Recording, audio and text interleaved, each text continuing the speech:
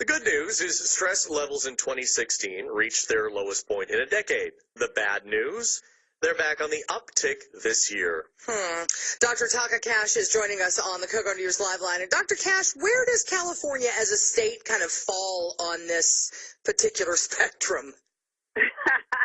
California is ranked at number 23, which means that Texas is 24, so we're a little bit more happier and a little less stressed.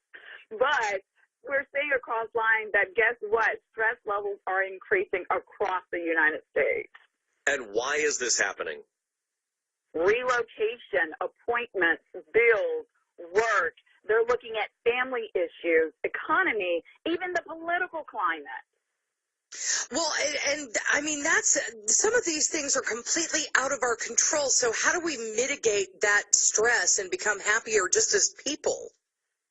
Well, I tell people all the time, before you walk into your house, meditate. Leave work at work.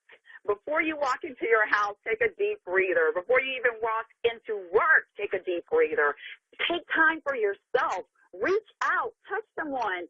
Talk to some friends. Do something extracurricular, because what they're finding is that those personal finances, family issues, the economy, and the political climate are some of the highest reasons and key dimensions that are causing some of the stressors that we're seeing.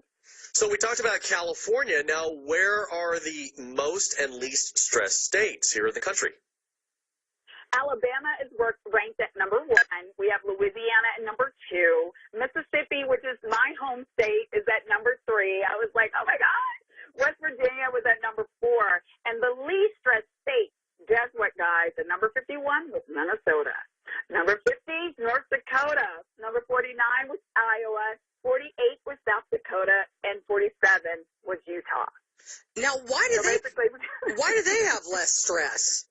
They're in the middle of nowhere? Well, actually, they found that they had the highest number of psychologists that are there, that they also have, on average, the best rates for average number of hours of sleep per night, that they have the least rates for divorces, and that, guess what? They like what they're doing. They like their jobs. That's why they have the least number of stress. We're doing something wrong here. I know.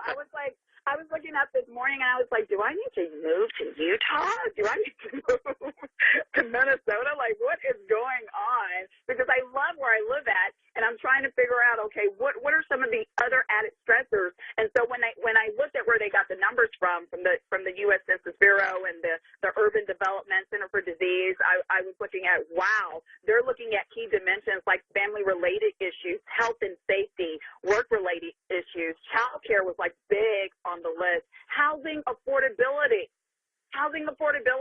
Think about it. In California, San Diego alone, housing is what? How do you think I can afford to live there? Basically, $500,000 is the average price. Exactly. So housing economy is like, oh my gosh, it's huge on the list for California. All right, Dr. Taaka Cash with us here on the Cocoa News Live Line. Thanks, Doc.